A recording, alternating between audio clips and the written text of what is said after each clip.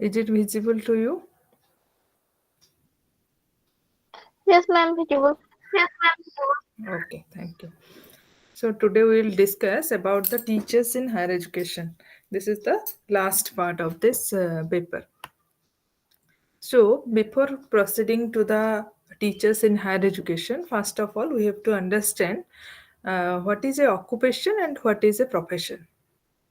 Then the question arises in our mind that is teaching a profession or is teaching an occupation. So, before saying that whether teaching is a profession or an occupation, we have to look into the definitions and the characteristics of a profession. So, these are the characteristics like your expertise and training. A profession typically refers to a type of job that requires specialized education, training, and skills. Professions are often associated with a high level of expertise in a particular field. So here you can note it down that it is often associated with a high level of expertise. The next one is your professions usually require formal qualification and certification. So we have to see in the on the characteristics that whether teaching is a profession or not. So profession usually require formal qualification and certification. And the regulatory bodies, like many professions, are governed by regulatory bodies or professional organization that set standards, code of ethics, and continuing education requirement. Then profession often involve a high degree of autonomy and responsibility. Professionals are expected to make judgments based on their expertise and are held to high ethical standards. So, is teaching a profession? If we want to answer this question, then we have to see whether teaching requires expertise and training. Yes, obviously, the answer is yes, that teaching also requires expertise in the subject area and also requires the required skills. That's why it is concerned with the high level of expertise in the subject area, in the particular subject. So in the first criteria, teaching satisfies the first criteria. The second one is your teaching profession, whether it needs qualification, formal qualification and certification. Then the answer to the question will be yes, it requires formal qualification and certification like your B.Ed degree or M.Ed degree or all those things it requires for the certification. Then it is governed by the regulatory bodies or professional organization that set standards, code of ethics and continuing education requirement. Yes or no? Obviously, this is also the yes. The answer will be the yes. Yes, teaching also requires all these type of things. Then autonomy and responsibility. Profession involves teaching, whether it involves a high degree of autonomy and responsibility. In case of teaching, it is also yes. The answer is yes. So now can we say teaching is a profession? So yes, we can say that teaching is a profession. So next, we want to differentiate from profession, that is the occupation. Occupation is a actually broader term and it is a broader term that refers to any type of job or series of jobs that a person holds. This can include professions, but it also includes trades, labor, other type of work, any type of work it may be included under occupation. And while some occupations require specialized training or skills, the level of formal education and certification required is generally less than for a profession. In a profession, it is highly expertise knowledge. Highly expertise knowledge is required, but here it is less than a profession. It may not be um, highly expertise. Then we will proceed to the role of as a whole. This is the profession and occupation, and we will discuss the role of university professionals. Who are the university professionals? That is, in other sense, it is the teachers who are teaching in the university level or in the higher education institutions. They are the university professionals or higher education professionals, and the changing concern. What is the changing concern? That we will discuss today. So, the university professional, what they do in the university, what they do in the system, what the teacher do in the up to secondary level, then what the teachers do at the tertiary level, that is your higher education level. In the secondary level, the teachers teach along with the other activities also they conduct. But in the if we will talk about the university professionals, then we can divide it into three main categories. That role of teaching and research, if you will distinguish it from secondary level, then secondary level you might be thinking that research is not included in secondary level, but nowadays it has been emphasized that your teaching should be research based. That's why action research is being emphasized. And in the schools also, teachers are encouraged to conduct action research. So this is also now research oriented education, and government is um, focusing on this and providing incentives also to the teachers to do their research work. Research work means your action research, which can be done in the classroom situation. So these three roles the university professionals mainly play. So, first of all, the role of teaching and research, as we all are aware that the university professionals, like your, it may be assistant professor or associate or professor, they are involved with the teaching process, taking the class. But you might have observed that they are also associated with so many other activities which are related to their subject.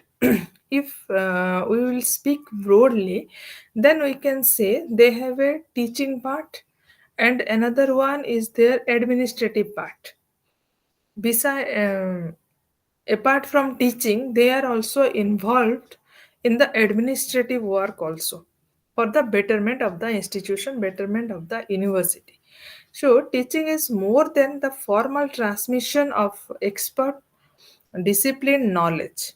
It is an invitation to independent critical learning, and teaching is a support for independent critical learning by both the students and the teachers.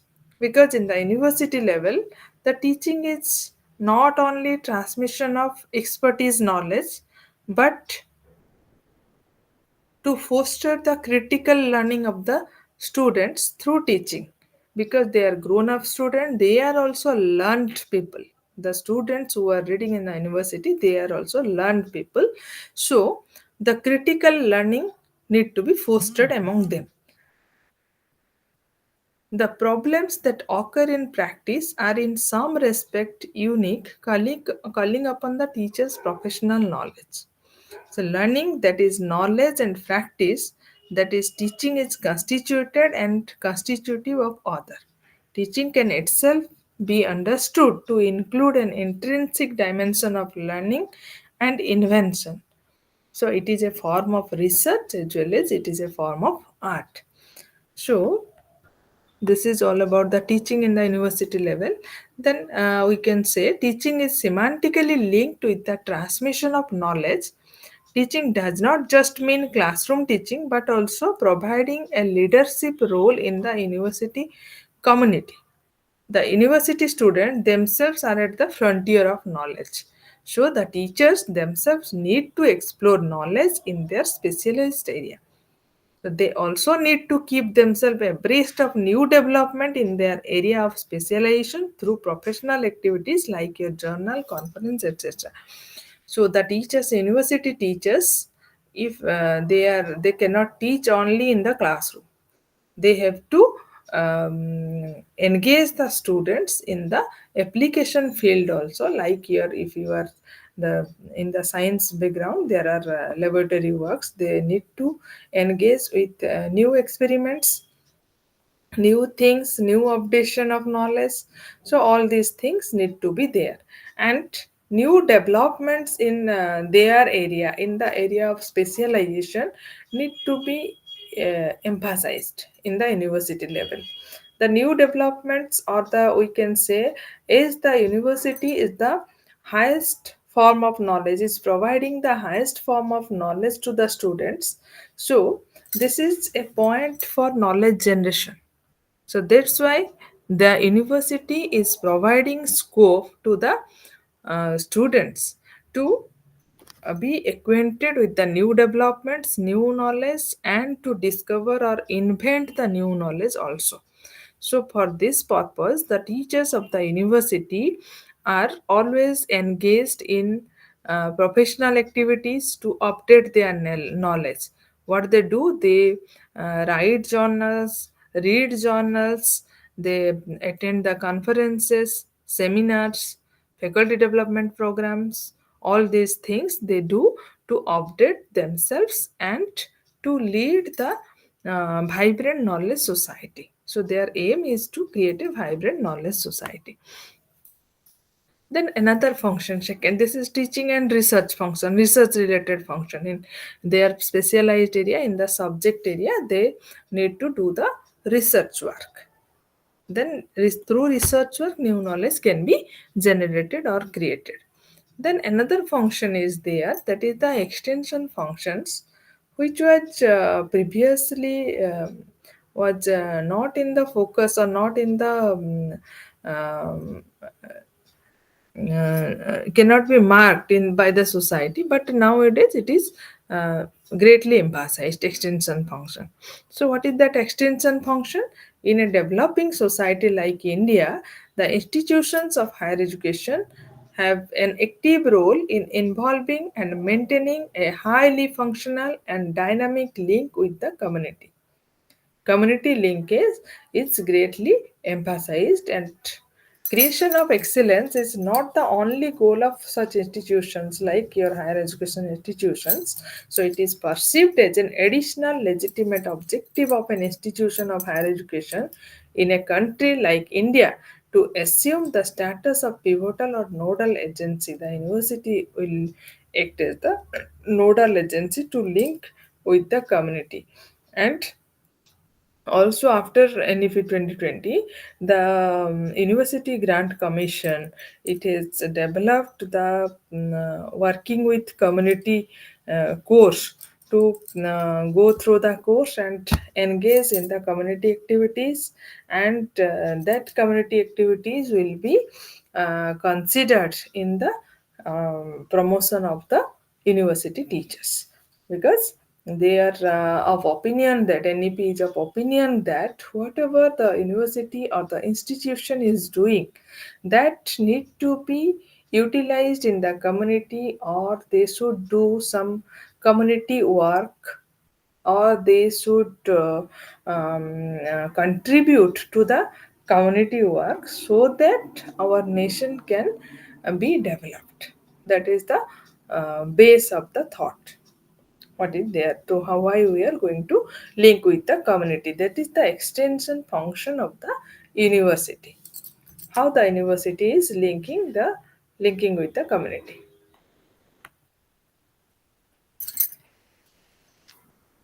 Then the managerial role. Then managerial role means management role. So what is there? There is a great change that is occurring in the university level. That's why this role is now also important. During 1960s and 1970s, education was accepted as part of the public or national good. During the economic recession in the 1970s, this perception about education broke down, and it was singled out for criticism as failing in its contribution to the creation of economic wealth.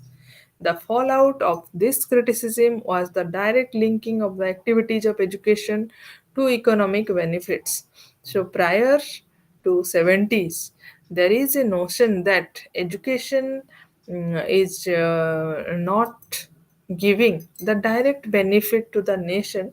So that's why if we go back, then we can see a very less amount of GDP is contributed towards education, or it is spent for education, because they everybody is feeling that there is no contribution, or there is less contribution to the creation of economic wealth. Education is not directly playing the role, but indirectly it is playing the role. So the general acceptance of such suggestion meant that for teachers there would in the future be an expectation, then their professional activities would have to be more efficiently and effectively managed to produce economically tangible results. This is given by the this thing was said by Kidd et al. The curriculum now tends to arrive in neatly packaged position, each complete with aims, objectives, task, and assessment. So there is an expectation that the professional activities would have to be more efficiently and effectively managed to produce economically tangible results. This was the acceptance, the general acceptance. The public accept that there should be economical results, otherwise it is of less importance, they were thinking. But the curriculum now tends to arrive in the neatly packaged position. That means you are going for, and after COVID also you can find this, these are the packaged system. And see the change in the society, how the society is changing. um, First, before 20 years, there was different type of system in the education, that the students have to go to school or college or university, then they will be taught by the university teachers, and they will do their job according to their education. But gradually the system is going to change when it becomes a trade. Education becomes a trade when WTO, World Trade Organization, is including the education. At that time the system changed, gradually it is changing, and privatization process start from that point. So now we can see there are the educational institution or the developers of education, they are thinking that, or they are selling the education in a packaged form. Like, this is the package. If you are going to pursue your MBBS degree in a private institution, then this is the package. This thing, this much you have to pay, and you will get this type of result here. So they will state you about the aims and objectives, what are the tasks and assignment here, and what is the process of assessment, then how you are going to come out, what is the learning outcome of the course. So accordingly the students are taking the course. So this is in the packaged form. And gradually what is happening after post COVID, gradually the it has been found that the social media has a greater impact on the society, and especially on the children. So in the COVID period, when they entered into a online mode, at that time they got acquainted with the social media and online classes, online assignment, all these things. So after that, within that period, different types of courses developed online, and online learning got the importance. So it also motivates the higher education to form this type of package.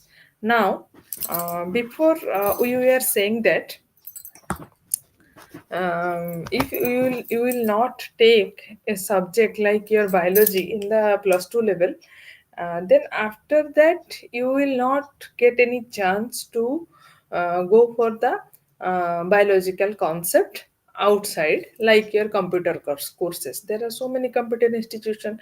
If you will not take the IT in the plus 2, then you can take any computer courses after completion, or after in by side also you can take it during the course. So because it was available in the form like your PGDCA, DCA, O level, A level, like this. But now in today I found one site that is providing the education on biology, like that is in a packaged form. If you want to study the human physiology, then you can take one package of course that includes only physiology, like what are the contents, what are the aims and objectives, what are the tasks and assessment. All these things are there in the package. If you are happy with that package, you like this package, at that time you can take this package. So this type of system now originated. So whatever course you want to take in a small package, you can take it. And also they are thinking that in near future, we are from research study it is found that the attention span of the students are decreasing day by day. They are not interested to learn from the books, from the large volume of books. They are searching for small courses and small knowledge in every area, every sphere, small detailed knowledge. So that's why there may be a situation like this, that capsule course are being designed. Capsule course means you got some time after your launch. You have 5 minutes or 10 minutes. You take a small capsule of course. You want to know about the electric connections in your home. So you have a problem, or you might be want that I want to know all these things. So you can take that type of capsule course. So it is now in the process. So it may happen in future.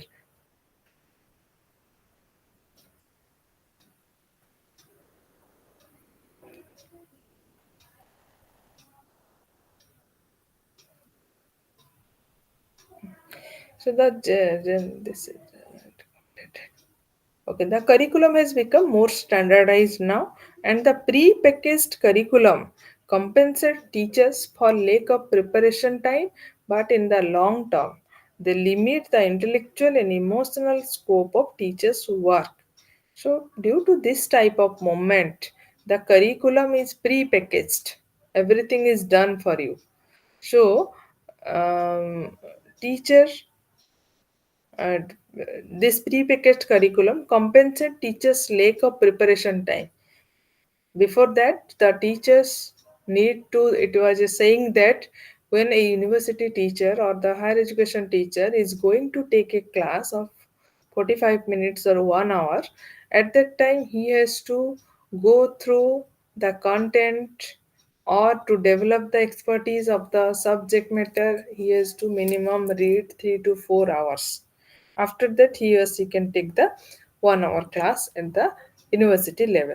But this is a long duration of time, and gradually the number of classes. That's why previously they were taking one class or two class in a week, but the situation changes, so there is lack of preparation time. So this type of pre-packaged curriculum help to compensate the lack of preparation time, but in the long term they limit the intellectual emotional scope of teachers work is limited now.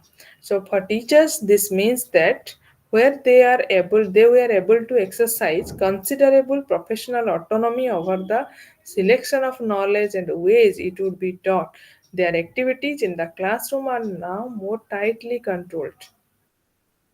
So previously, the university you might have seen also previously the courses or the curriculum is different from university to university.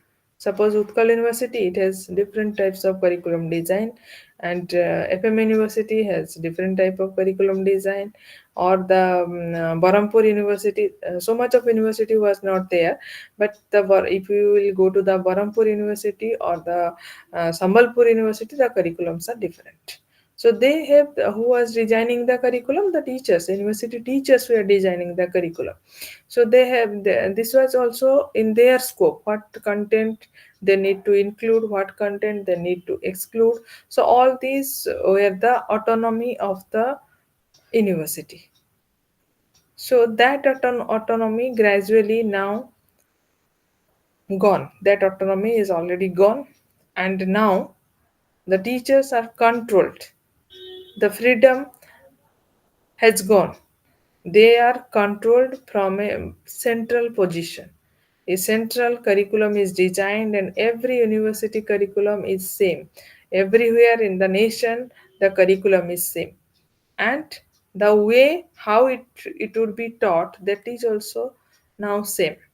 And recently, after 2017, what we are doing, we are talking about the learning outcomes. Our outcomes, when emphasized, at that time UGC has also designed the learning outcomes for higher educations. And this type of things has reduced the scope for the teacher. Teacher is to university teachers or higher education teacher is to focus on the outcome only. Then there is the autonomy decreased. The autonomy uh, gone away. They have to achieve the learning outcomes through different activities. So their activities in the classroom are now more tightly controlled. When you are taking the class, then your activity is tightly controlled, and through curriculum, through your learning outcome, through also somewhere it is physical observation, what the teacher is doing in the classes, type of things are happening. So this type of activities has positive impact as well as negative impact also.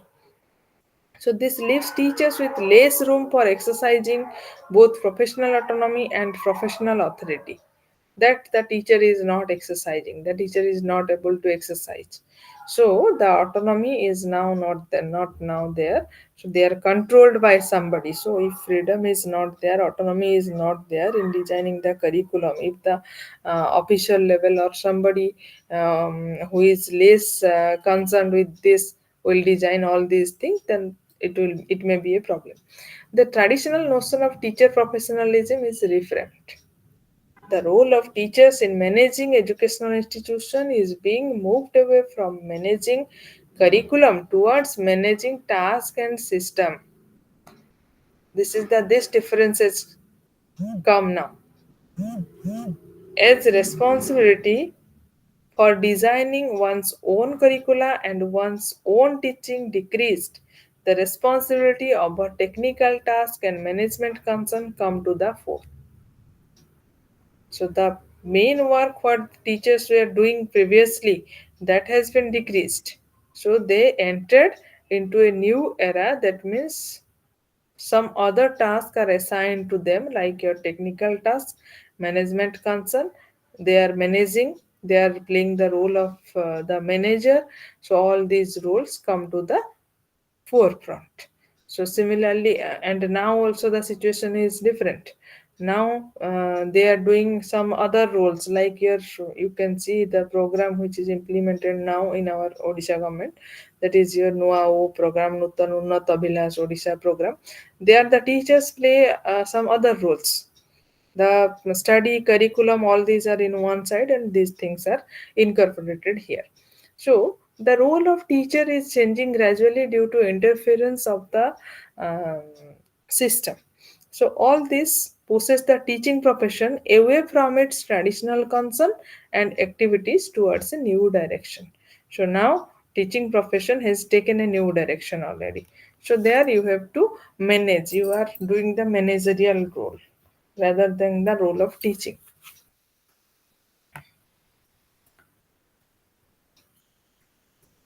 Then the acquisition, transmission, and application of knowledge at university level. What happened? The acquisition of knowledge, the university teachers has three functions. They acquire knowledge through um, reading, through updating their knowledge, through journals, through attending conference, seminars, etc.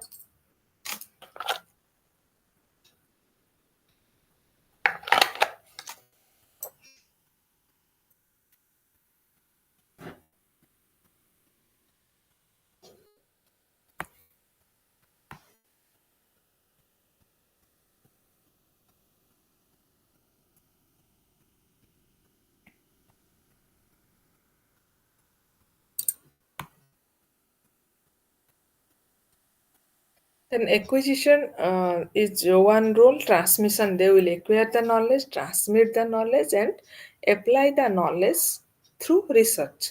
So, acquisition, transmission, and application of knowledge at the university level encompass a broad spectrum of methodology, strategy, and philosophies that facilitate learning, teaching, and research.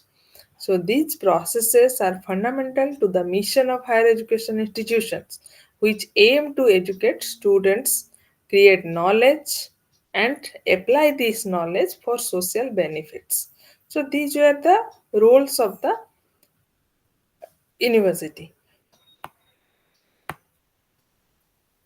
So, if we'll go in detail, what is acquisition of knowledge, how they acquire knowledge at the university level, knowledge acquisition involves a range of activities through which students and researchers learn and discover new information, theories, skills, and practices. And this can occur through lecture and seminars, traditional teaching methods where instructors share knowledge with students through lecture and seminars. Laboratory work and field studies are organized where the students get the hands-on experience and that allow the students to apply the theoretical knowledge in the practical setting. Then independent study and research is encouraged. The students engage in self directed learning or participate in the research project to explore the topics of interest deeply. The digital learning platforms are incorporated in acquisition of knowledge, and online courses, database, and other resources expand learning opportunities beyond the physical classroom. Then collaborative learning. Through collaborative learning also knowledge is acquired working in groups or with research team to learn from the peers and mentors. So the university teachers or the university students, they acquire knowledge through all these things. Then, after acquisition, they need to transmit the knowledge. The transmission of knowledge in universities involves the dissemination of information, skills, and values from one generation to another or from educators to students. So, it is facilitated through curriculum development, designing courses and programs that reflect current knowledge and societal needs.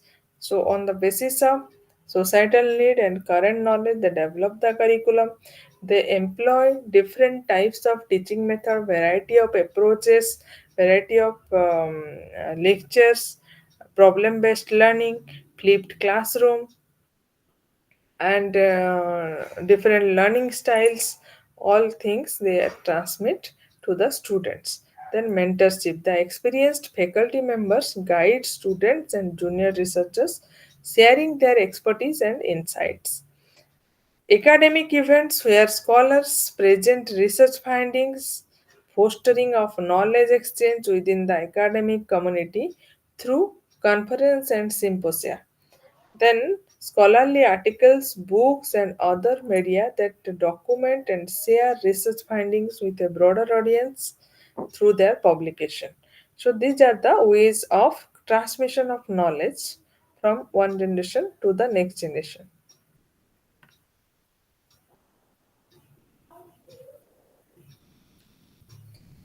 Then, application of knowledge, acquisition, transmission, and application.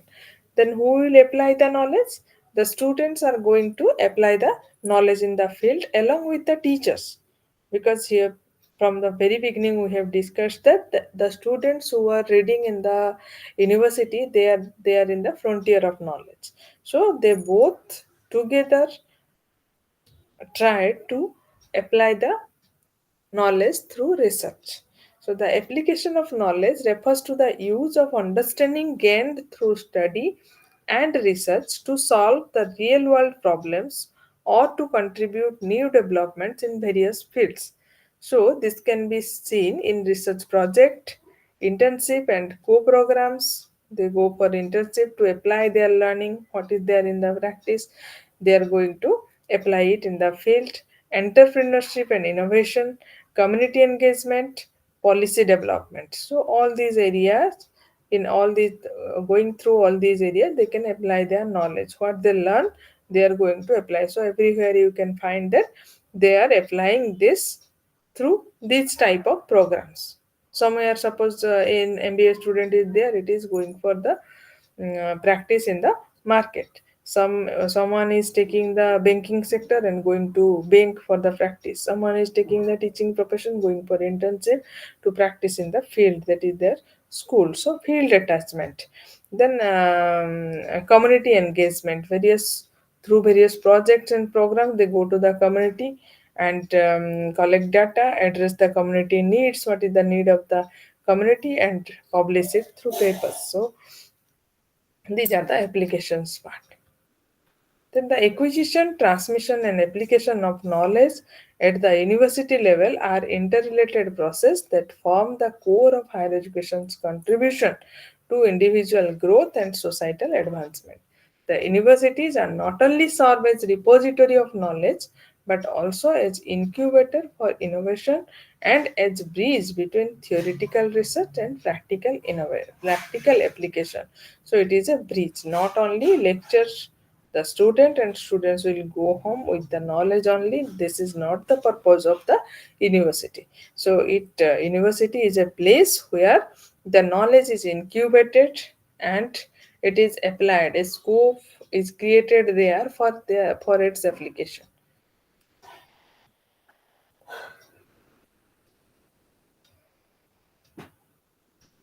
Another thing is that the university teaching as a second order profession. Why it is called as a second order profession? The characterization of university teaching as second order profession is an insightful perspective that explores the nature of academic instruction, especially in the context of higher education. This concept suggests that university teaching is not just about the direct application of knowledge in the fields such as engineering, medicine, or law, which are the first order profession. Instead, university teaching involves a meta level of engagement with the knowledge. It's about the teaching how to understand, critique, create, and apply knowledge across various disciplines. That's why it is called as the second order profession.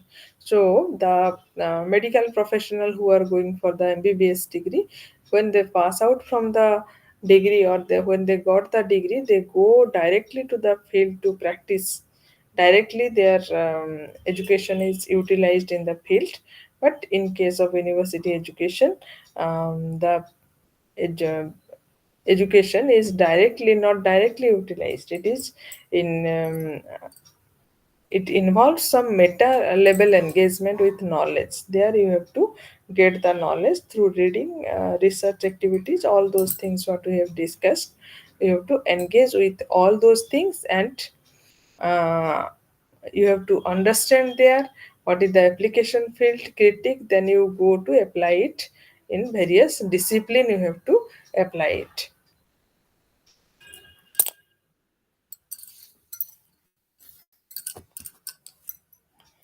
Then common characteristics of university professionals. The university teaching entails certain common experience and challenges. They are mostly related to communication, dealing with youth, creation of educationally meaningful experience, and creation of knowledge. The university teachers also share a community life on a campus. They are the members of a community of scholars and share a common group, that is the students may be with different characteristics, so they also share common responsibility of acting as watchdogs and conscience keeper of the society and nation. They also share a more or less common set of service conditions. So, from this we can understand that the conscience of the society, if it is degrading, the values, if it is degrading, that means this just tells us that there may be some problem with the university at the university level. From there the responsibility comes to the field. But now what is occurring there, there is a chain, blaming chain. Blaming chain means the university teachers, when the students are not learning properly, the university teachers, they are blaming the next level gradually. They are blaming the uh, they are making a chain of blame. But actually what is that, the responsibility or the conscience keeper, they act as such a community. So these are the common characteristics of university professionals.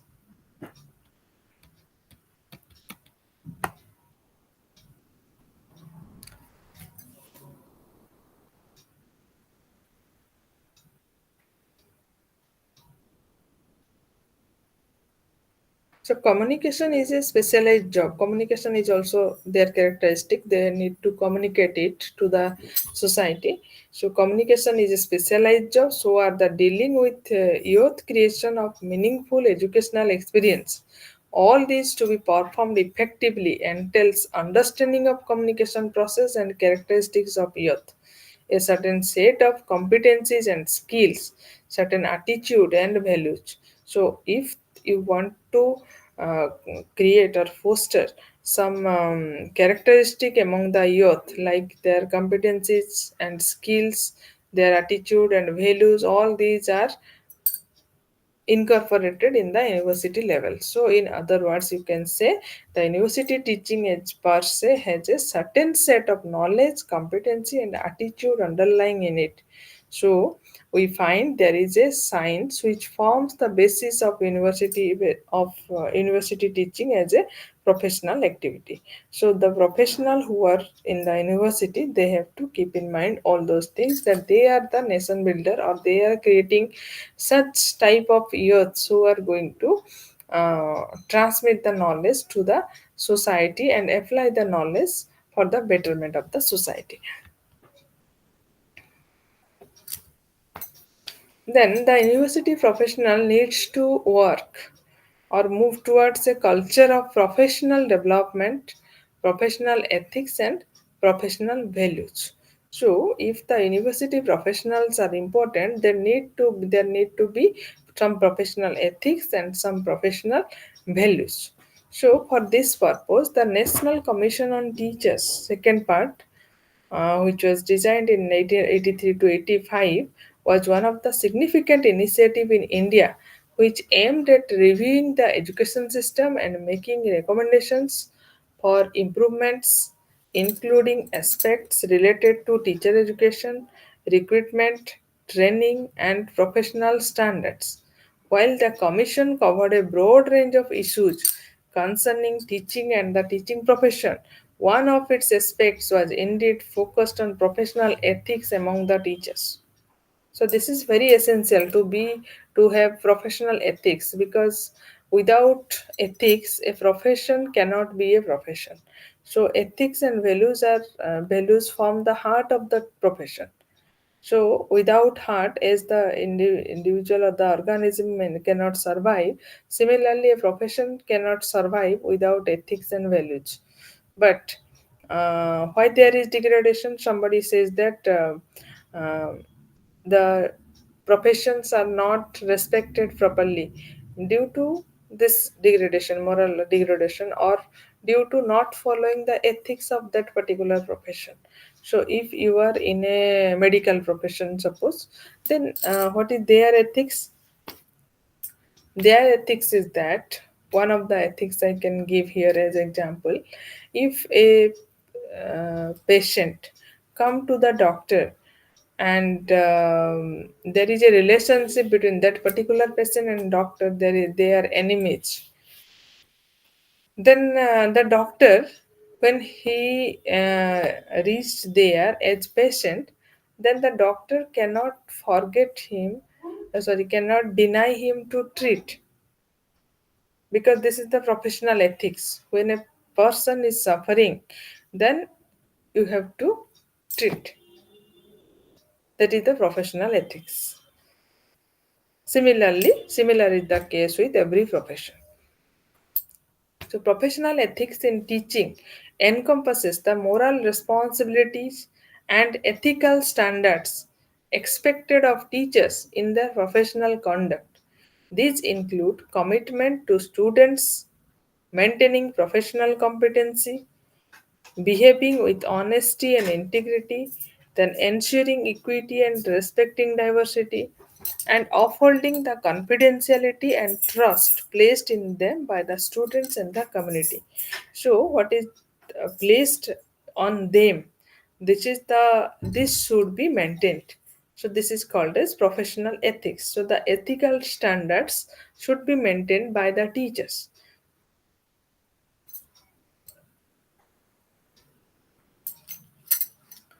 So, according to NCT, that is National Council for Teachers, what are the professional ethics?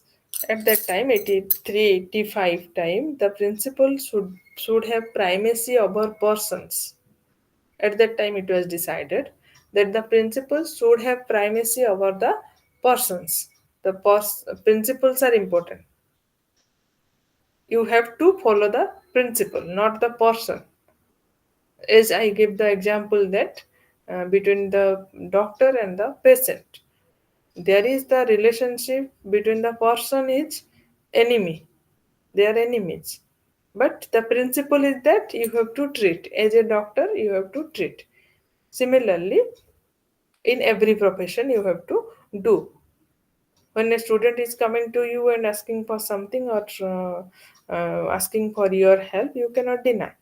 You have to do, because this is the principle, and person is not important here. The principle is important. Principle should have primacy over the person. Then universal norms should take precedence over consideration of status, station, class, caste, sex, etc.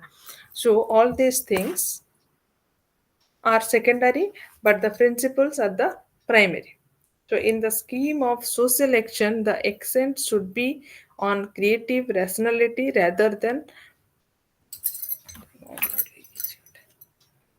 So, this is a creative rationality. The scheme of social action, the accent of creative rationality should be taken into account.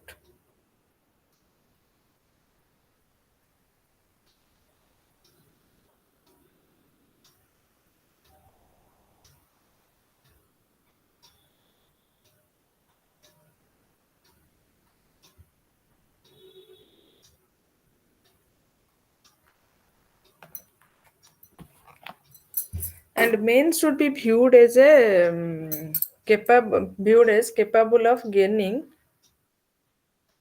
mastery over the physical universe, but with certain outer limits and without disturbing the delicate balance of nature. And freedom is necessary for all human beings. What remains to be established is a subjective ethos and objective condition for realization of genuine freedom. So these were the professional ethics decided at that time. Then, what should be the professional values? The acquisition, transmission, and addition of new knowledge. These are the professional values. The teachers or the professionals need to acquire knowledge. That's why it was said previously, you have heard that while you are choosing the teaching profession, then you have to read throughout your life. You have to go through the books throughout your life. Without this, you cannot be a professional. So that's why while you're during the time of training, it is said to the trainees that don't enter into the class without reading. So first read, then enter into the class. So because this is the professional value, acquisition, transmission, and addition of new knowledge. You have to add. You are not that person who knows everything. So that's why you have to add on new knowledge every day. So social relevance of knowledge, what knowledge you are acquiring, what knowledge you are transmitting, so that should have the social relevance. You should see the relevance, what I am doing, what I am transmitting, whether it is relevant for the society or not. That is very important. That's why previously, before 20-25 years or 30 years, and the universities professors or the university teachers, they were only transmitting the knowledge and doing research, etc. It is, there is no doubt, but the extension part was lacking somewhere. The social relevance, they were not thinking about the social relevance. But gradually, when it was found that if knowledge has no social relevance or knowledge has no application, then knowledge has no meaning. So what you are doing, that you have to think about the social relevance, how it can help the society. So for that purpose, now you might be watching this, that some startups are coming from the universities. They are doing research on those things, and they are moving towards startups. That means they have discovered something new, something beneficial for the society, and that benefit should be given to the society. So in the form of startup, then that those things are coming into the front. So establishing an organic link with the community through extension work. That what we have discussed. That there should be a link between the community through extension work. We should connect with the community. The community should also take the benefit of our position. So the continuous renovation with the growing irrelevance of some knowledge. So some knowledge are there which are becoming irrelevant. How the knowledge can be irrelevant? The when time passes, the society is changing. We know that there is social change. Society is changing day by day. Gradually, it is moving towards a different step. So gradually, as society is changing, the need of some need emerges. Some need emerges, and some need became irrelevant. There is no need. So, for example, you can take your textbooks. So, before COVID-19, there was no chapter or no issue, no discussion on the pandemic. But after COVID-19, a pandemic chapter is entered into the book. So, because why? Because you have to deal with the situation. In future that type of things will happen, then you can deal with the situation.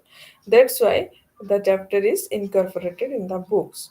Similarly, some topics when got irrelevant, like it is also, I cannot give that example because it is now in a controversial stage whether Darwin's theory will be taught or not.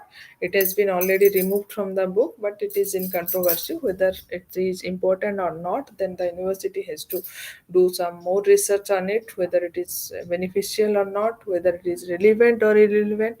So that's why it is saying that it is a professional value, that continuous renovation. You do the continuous renovation and remove the irrelevant things and add on the new things or the emerging things in the curriculum.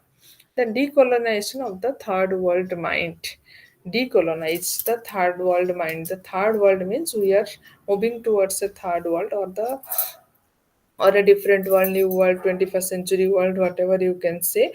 So what is colonized? We were colonized by the Britishers, by the Portuguese, by the Muslims, or the Afghans. So all these people were there, so for colonization.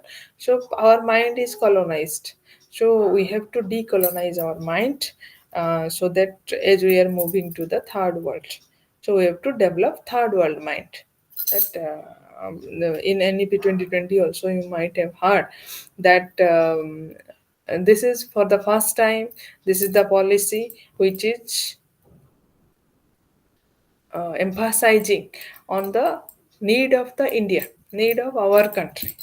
Before that, we were following the different curriculum which were designed by the Britishers for the what purpose they have designed that curriculum we were following. But in the Indian context, this is our first curriculum, first national policy. Then cultivation of excellence is also our value. Here comes a question you need to think about this. You need to brainstorm about this, that cultivation of excellence is the right or the value of the uh, university professionals. So they need to cultivate excellence, but from some time, from where from it come, I do not know. But there is a problem. Actually, what is the problem? When now it is happening that every students, whether in the school level also pass every student, and also in the university level pass every student. And also there are sometimes there are news in the newspaper that this branch of students are doing the strike or doing hangamas in the university due to acquisition of less marks in the examination. And on compulsion, the university is now assigning them much more marks and helping them to pass their university examination, because this was a self-financing course. They have given money, so they have the right to pass the examination. So here, what things that is happening in the society, that is deviating from the personal professional values, because our professional values say that cultivation of excellence, but here no excellence. Here, money is working through self-financing courses. So this result is seen in the society. So freedom of inquiry and social responsibility is also a professional value. So freedom of inquiry and social responsibility. If you are not taking the social responsibility, then also the professional value is not developed. That's why from some time you might have also heard that if you are a teacher, that means when you pass by any other people, then teacher can be marked. It can be known from the behavior, from the gesture, posture, from the knowledge, from everything. It can be marked that he or she is a teacher, because there are principles. But now this is not there. So importance of freedom to collaborate and work together is also a professional value.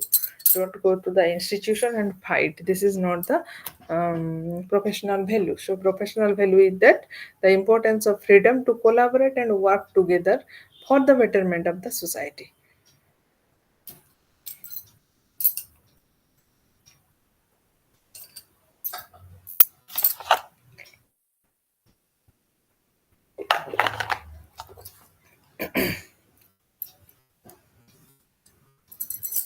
Now, professional development. How professional development can occur? The strategies for professional development of university teachers. What are the strategies? The strategies like your pedagogical training, workshop, seminar, or certification program. These are coming under the pedagogical training.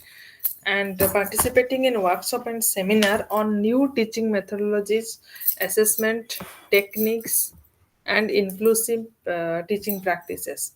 As new things are emerging, so workshop and seminars are also being organized for pedagogical training of the university teachers. Then various certification program is now also designed. So enrolling in the course or programs that certify skills in online teaching, curriculum development, or student engagement strategy. And nowadays, there are a lot of certification program. You can go to SOAM portal everywhere. You can find every professional, any professional you may be, but you can find certification program there. Discipline specific development need to be done. So research and scholarship, staying updated with the latest research in their field, attending conference and engaging in scholarly writing and publication. Then professional associations, joining academic societies or associations related to their discipline for networking, resources and conferences. Then technology integration, digital tool training and online teaching skill. These are the technology integration. Through technology integration, these are the professional development can also be done. So technology integration mainly came into force after your post-COVID era. In the post-COVID era, there is a need to integrate technology. So digital tool training is essential. Now learning to use the latest educational technology such as your learning management system, LMS, interactive whiteboards or simulation software. All these tool training has been undertaken. And also like other olympiad exams, the teachers may also attend the olympiad exam. How much digital friendly they are, whether they are digitally literate or not. So that things are also integrated in the professional development. Then online teaching skills need to be developed. Developing skills for effectively teaching in online and blended learning environment, that is also essential. Then mentorship and peer support, peer observation, participating in mutual classroom observation with feedback sessions can provide valuable insight into the teaching practices. Then mentoring, both being a mentor and having a mentor can be beneficial. New faculty members in particular can benefit from the guidance of experienced colleagues. So, in this way, professional development can occur. Then, reflective practice. Now, this is a new or emerging word, that is reflective practice. So, what is that reflective practice? Everywhere it is reflective pedagogy, reflective practice. So, this is a new concept, or you can say everyone is now practicing this reflective practice. It is said that after every class, need to you should have some time to reflect on your practice. It is both for teacher as well as for the students. So how reflection can be done? You can write a reflective diary, you can maintain your teaching portfolio, or you can self assess. So teaching portfolio means developing and maintaining a teaching portfolio that include teaching philosophies, strategy, evaluation and examples of student work. What work students are doing, you can maintain a portfolio what they are doing, and you can analyze it later on.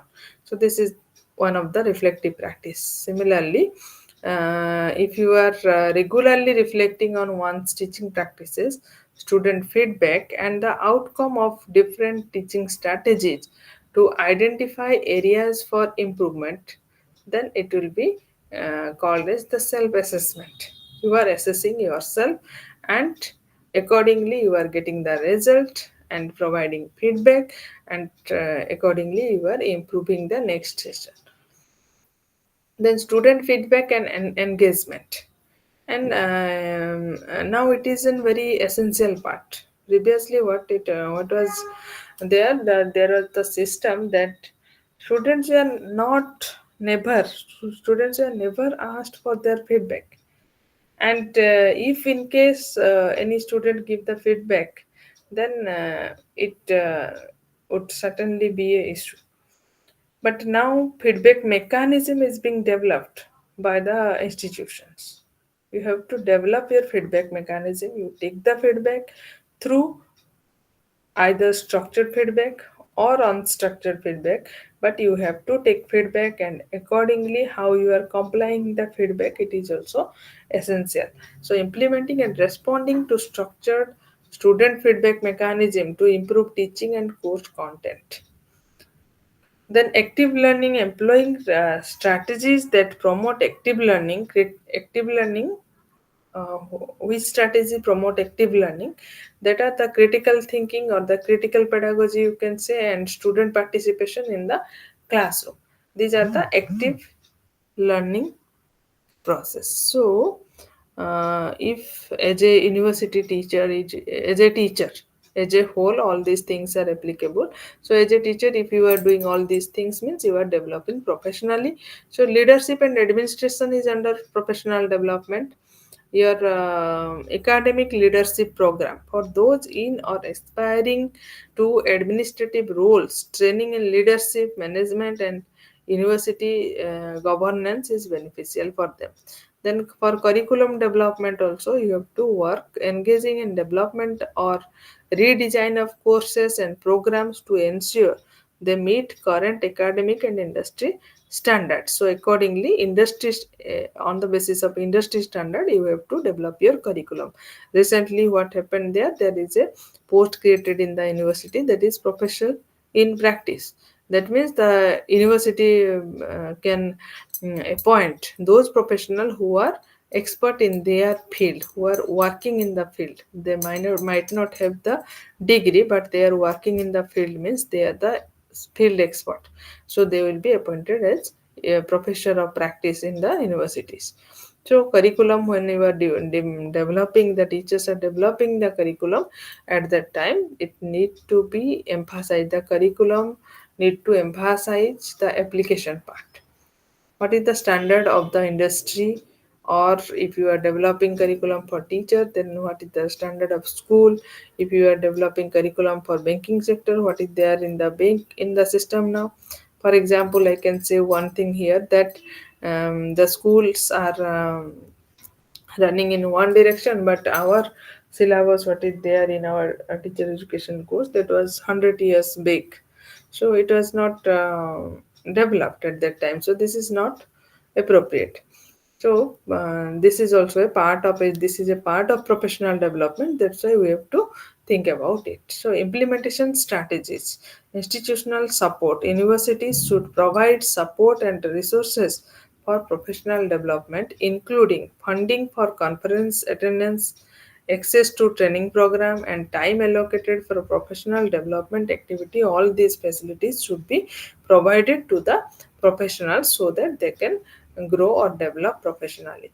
Then individual initiative, the teachers should take the initiative to seek out opportunities for growth and development tailored to their specific needs and career goals. So they will take the initiative, and they will be given permissions for all those things, and also financial benefits should be provided to them for their professional development. Then another two term come here, that is based on Hoyle 1986. There are two types of professionality maybe there, restricted professionality, and one is your, another is your extended professionality. The restricted professionality includes the skills derived from experience.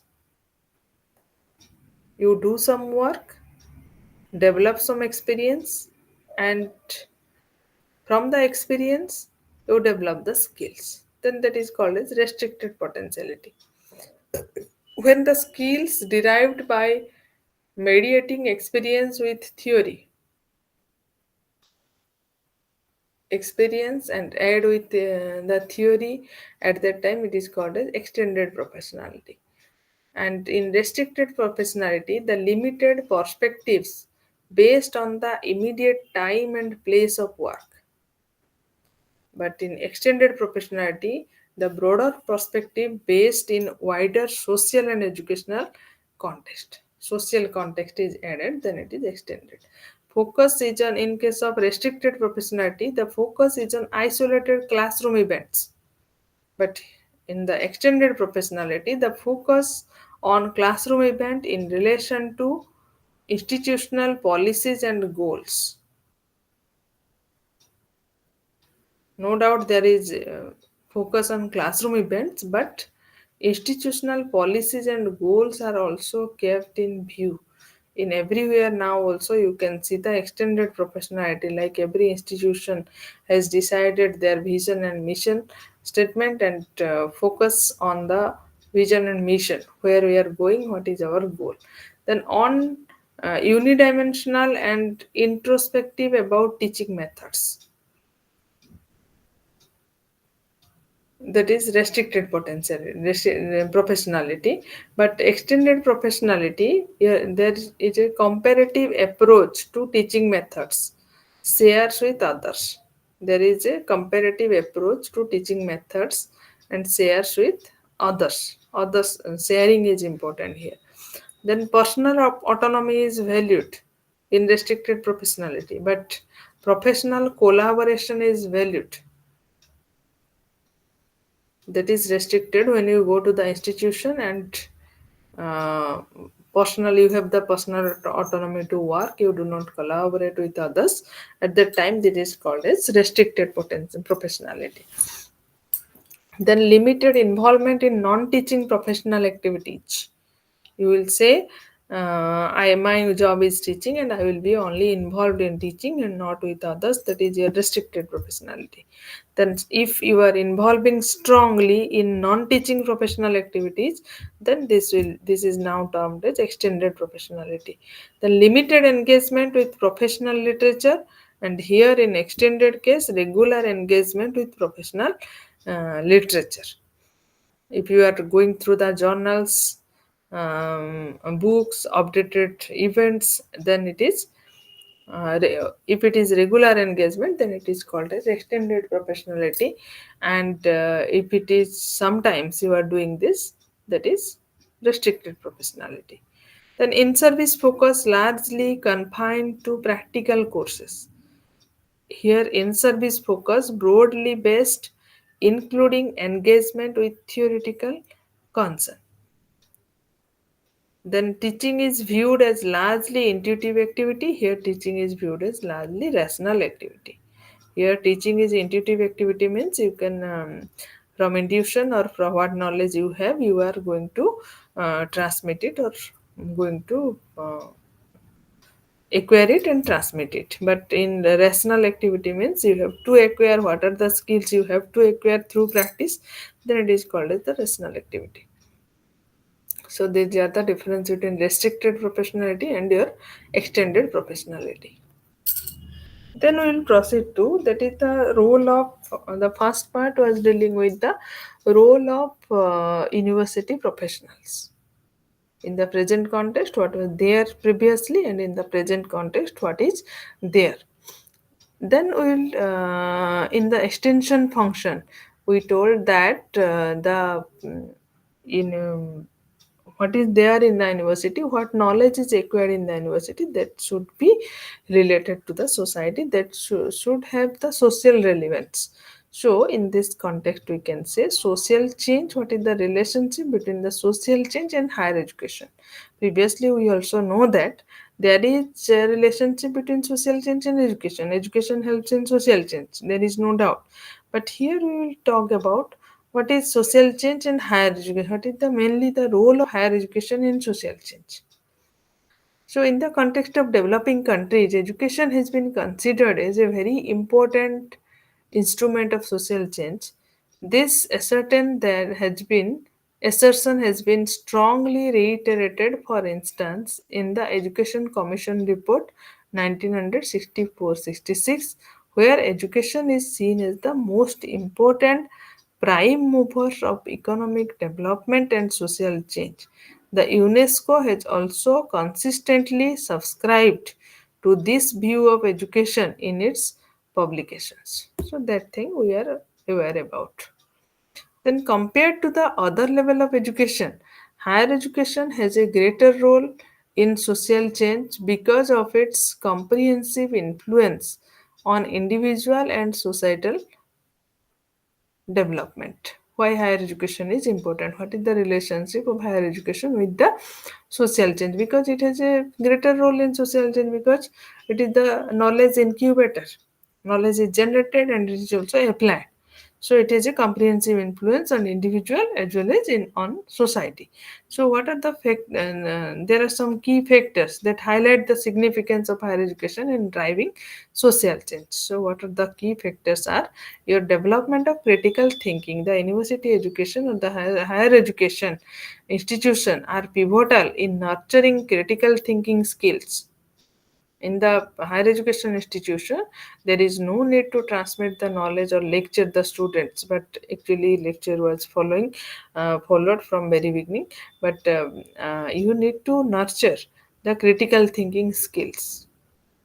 Students are encouraged to question norms, analyze social structures, and evaluate the status quo. This environment promotes an awareness and understanding of societal issues, fostering individuals who are more likely to advocate for and implement social change. So these are the key factors which are significant for social change. But gradually, if we will focus on this point, whether the critical thinking is developed or not in the present context, if you are going to analyze this thing, then you can see in the higher education institutions also the students are not now interested to develop their critical thinking. They are saying that we have the artificial intelligence, we have the Google search, and there is no need of any other offline mode class for us. But this is not developing your critical thinking skill. The AI is limiting your critical thinking skill. So AI is not good for critical thinking. It is giving you everything. You have to write an essay, you go for AI and it can write an essay for you. So where is your critical thinking? So this is not there, but all are adopting the easy way. So it is a question mark for the university professionals or higher education professionals to foster critical thinking among the students. Then research and innovation. Universities and colleges are centers for research and innovation, contributing to the advancement of knowledge across various fields. This continuous pursuit of new ideas not only leads to technological advancement but also a better understanding of social issues, potentially offering new solutions to the age old problems. So, this is there we've already discussed. Then, global awareness.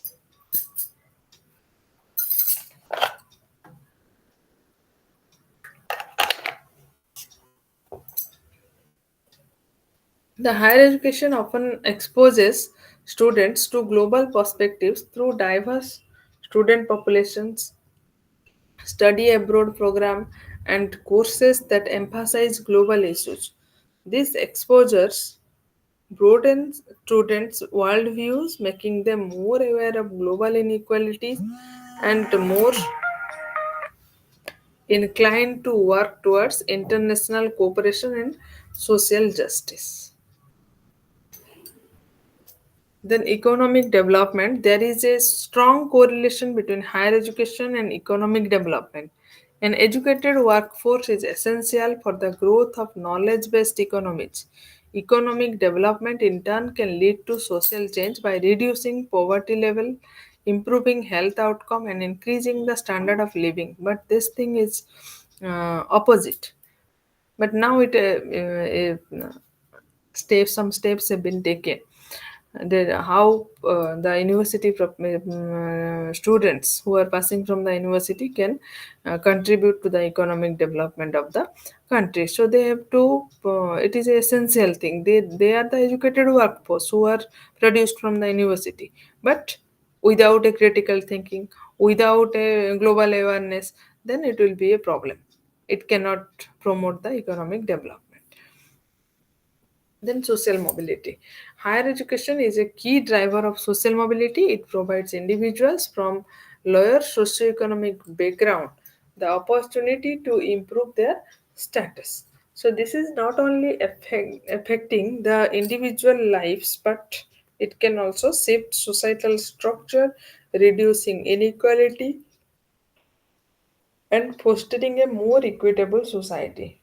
So, for social mobility, it has a role. Higher education has a greater role than in general education. So, policy influence and leadership. The graduates of higher education programs often move into leadership and decision making roles in society.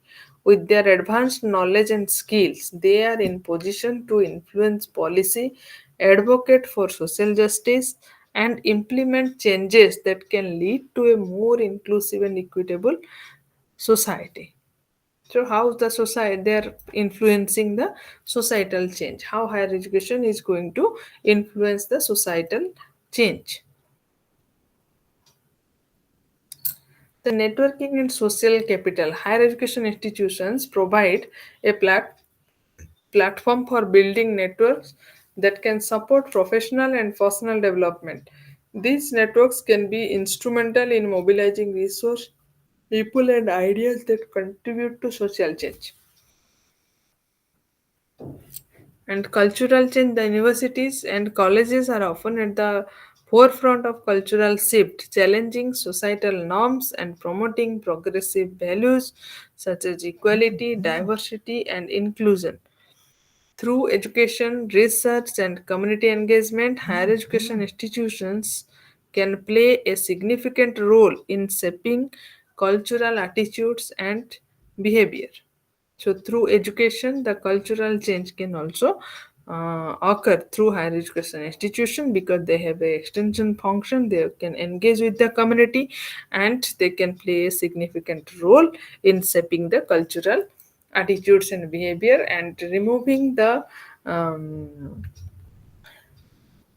blind beliefs what is there in the culture. Then these are the role of the institution. Then what are the social role of teacher in the Indian context? As Albeck says in 1990 that the professional role in politics is a widespread and important one, whether as activist or expert, professors play a great role. Their expertise, ability to communicate, and their access to the mass media and those in power make them a powerful but generally unacknowledged force in many societies. So let's understand this. This is a very important thing, I think, but let's understand it. So the statement which is there, it highlights the significant yet often under appreciated role that professionals, including activists, expert professors, play in the political landscape of the society. No doubt. They have the activist, expert, and professor. No doubt that they are the person behind all these things. They are the changers, society changes. Society, if society is changing, they are the playing the active role. And these individuals bring a wealth of expertise, strong communication skill, and access to both mass media and power circle, positioning them as influential actors in shaping public opinion, policy, and broader political discourse. So, all these things are happening in the society due to the higher education institution or experts in the institutions, but they are underappreciated. Their role is not appreciated. So how they are influencing, let's understand in detail. Due to their expertise, they are influencing. The professionals possess the specialized knowledge and insights in their respective fields. No doubt there is, they have the potentiality, they have the specialized knowledge, and this expertise is invaluable in informing public policy, contributing to debates on complex issues, and providing evidence-based solution to societal challenges. As they have the expertise, they can do all these things. They can invaluable information, public policy, if they are contributing to the public policy and contributing through debate on complex issues because they have the expertise, and evidence-based solution also they are providing due to their knowledge. and how they are helping, what are the other ways. Due to their expertise, they are helping the society as per their ability to communicate. They have the great communication skill. So effective communication is crucial in politics. The professionals often have a skills to articulate ideas clearly and persuasively, making complex topics accessible to the general public. So this is the role of the professional. This ability enhances their influence as they can effectively engage with both policymakers and the public. So, with both, they are associated. The policymakers, who are the policymakers, the educational professionals. So, the access to mass media. The mass media is also a powerful tool in shaping the public opinion and political agenda. The professionals who have access to these platforms can significantly impact public discourse, highlighting issues, proposing solutions, and holding those in power accountable. So, access to those in power. The professional often have network that provide them with direct access to policymakers and influential figures. So this enables them to directly advocate for change, advise on policy matters, and influence decision-making process from within. So these are the professionals. When NEP 2020, the policy come into force, then the professionals give the advice. The professionals are responsible for all these things. And despite their substantial contribution, the roles of these professionals in politics are generally appreciated, or unrecognized by the wider public. They are unrecognized. They are doing everything, but they are unrecognized. Their work is often occur behind the scene, shaping the framework within which political debates and decisions are made, rather than being at the forefront of public attention. They are not in the public attention. The politicians are in the public attention, but in the behind, the professionals are there. So recognizing the importance of these roles is crucial for understanding how policies are shaped and the ways in which knowledge and expertise contribute to the political process. Then next we will move. So these are the role of the professionals of university, or you can say higher education institution, any professional. So they have the role in shaping the society or shaping the nation. Then teachers organization. Then next part is your teachers organization and social action. Whether the organization, teachers organization is needed or not. Before that, we have discussed your restrictive professionality. Another is your extensive professionality. So when extensive professionality comes into focus, then teachers organization is an important concept. So the All India Federation of University and College Teachers Organization, AIFUCTO, established in 1976, and it plays a pivotal role in representing the interest of teachers working in higher education across India.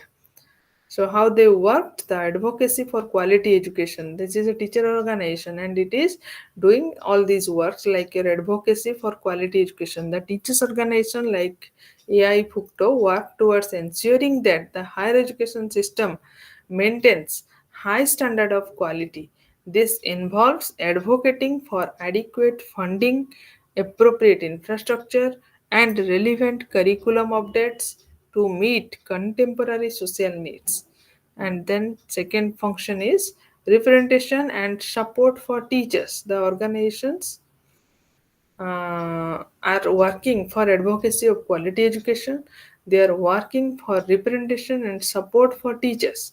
A key role of such organization is to represent university and college teachers in negotiation with governmental and educational authorities. They work to secure fair wages, favorable working condition, and professional development opportunity for the teachers. If there is any injustice with them, the organization is working for it. Then promotion of academic freedom. The academic freedom is crucial for the growth and development of society. So AI, FUCTO, and similar organizations often take a stand against policies and practices that may threaten academic freedom or censor scholarly research and discussion. This is the third function. The next is your encouraging research and innovation. They are, as they are the community, teachers community or professional community, so they are also encouraging research and innovation. So by advocating for policies that support research and innovation, teachers organization help in the advancement of knowledge.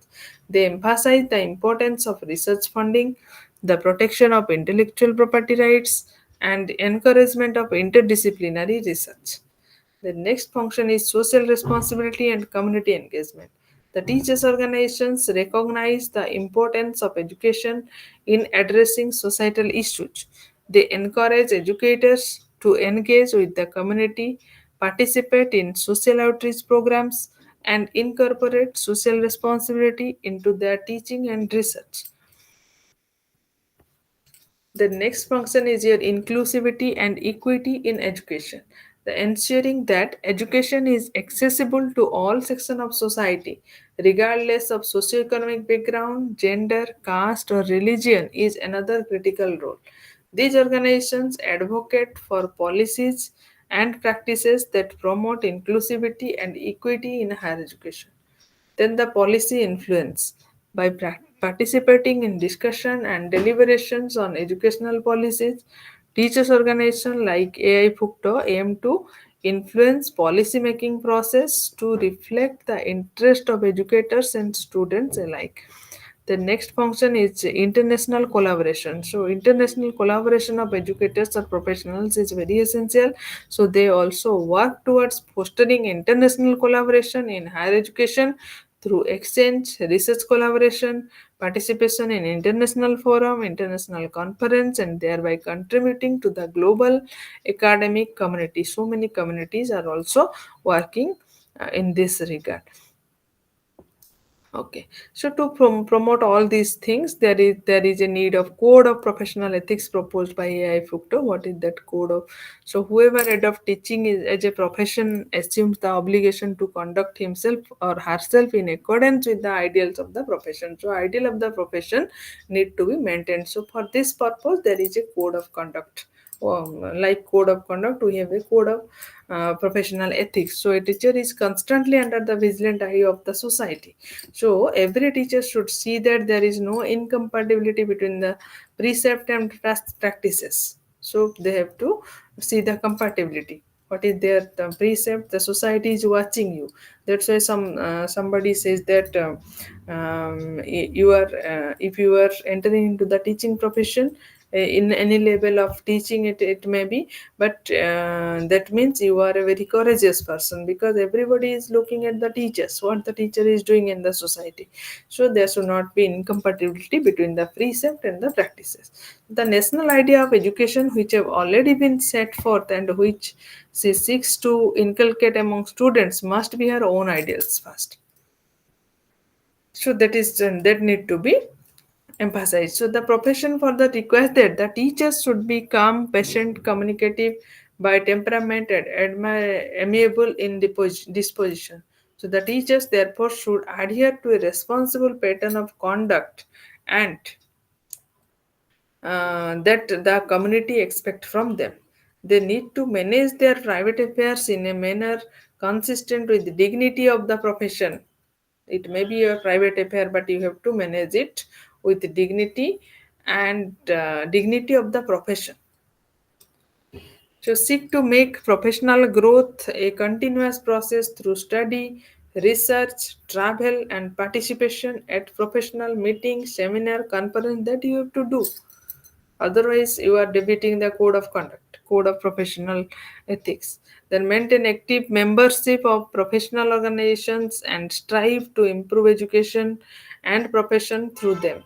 Then perform their duties in the form of teaching, tutorial, practice, and seminar work conscientiously and with dedication and integrity.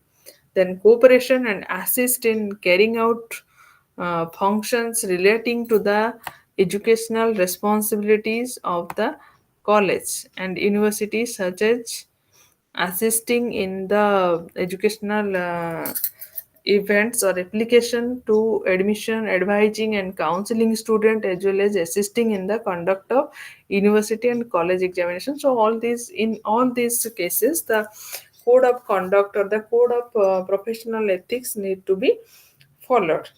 So the teachers organization at okay. So these are the code of conduct or for the code of professional ethics for the teachers. And another thing, what we are talking about the professional organization. So the professional organization, what they are saying, why there is a need of code of conduct. If the teaching is a, we are considering that teaching is a profession, then it has to lay down its norms and behavior. Why? To get respect from the society, to maintain their position in the society.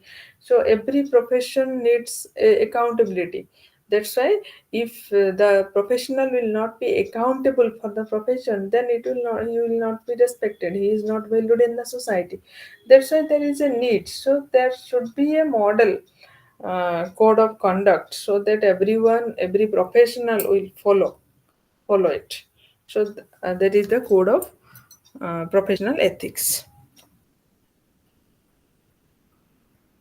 And this is all about the teachers. We have discussed in three different parts. What is university professional or university teachers? What is their role as professional, and how the profession, the teaching profession, is helping in changing the society, or what is their role in social change. Then how the teachers or teacher professional or teaching professionals, they are framing the organizations and helping themselves as well as the society. So these are the 3 points of discussions of today. So thank you